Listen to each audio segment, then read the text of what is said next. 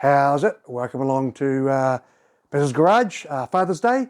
And of course, Father's Day, you need to be in the shed doing father stuff. And you know that being a father basically is about being grumpy and knowing shit. So we're all good with that today. So anyway, I thought I'd do a real quick video on the pulleys that we use for racing lawnmowers in New Zealand. So there's a couple of different types. Now I started off with this sort of thing, which is called a bi-lock. Now what they are is they're a tapered bush that go into a pulley. Tapered bush goes in, you bolt this on the top, and then what happens is as you bolt it down, it squeezes that in, it grabs on the insert of there, and it squashes it together, and it holds on the shaft as well. So this is what I started with, what they call bi-locks. They're not bad. I've now shifted from those because I have had some that have spun, so I've moved away from those now. So that's a bi-lock, and then the other type that we use, we'll call them a taper lock. So this is a taper lock pulley, which I think is a much better way of doing it. So the taper lock pulley, again, has the same idea in here. So I'm using a B section belt on my ones. So they're a B section, not an A section, so they're slightly wider. So the B section belt looks something like this. So this is a B section belt. Okay, so I run B. The cogged belts are better if you need to go back this way, okay?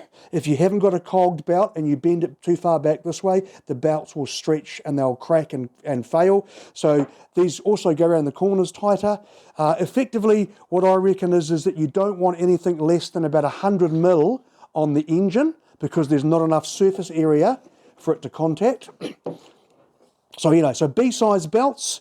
So these are an SKF brand pulley. The thing I like about these is that the inserts that come with them are very strong. So if you compare this to the size of that, they're a much buttier, stronger type system. They also already have a keyway cut in them.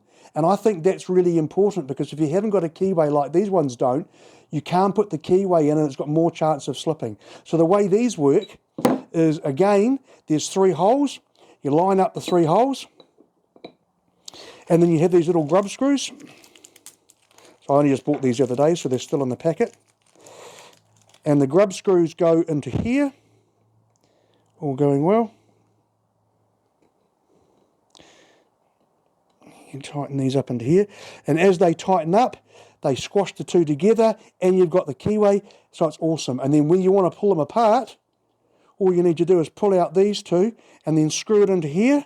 And as you screw it into here, it actually lifts up this part and allows you to pull them apart, which is much easier than the other type, which you have to smack with a hammer to get them out.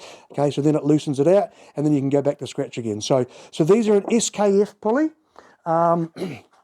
This is the box that the pulley bit comes out of. So they call it the taper bush. And then you've got the actual pulley itself, and they come in a size, and so they'll give you a nominal size. So I think this one is, if I just grab a quick ruler, I might be able to tell you. This one is, so this is actually a 100 and I think it was 105. You measure just on the inside, it'll give you a size of it. It's not necessarily the size across the pulley because the belt does sit in a little bit. So when you're working at your gear ratios, you just measure the size, you look at the size you want and then just work out your ratios between the 2. So SKF pulleys, taper lock, I think are the best ones to go. Bi-locks, they still work fine. If you've got those, then that's fine. But if you're buying new ones, I'd go for the taper lock there. So that's just a little bit today about belts and a little bit about the pulleys. Stick with the B belts, they're the easiest ones to use. So yeah, basically that's it for Bez's Garage today, and we'll catch up with you next time. That's Pulleys and Belts.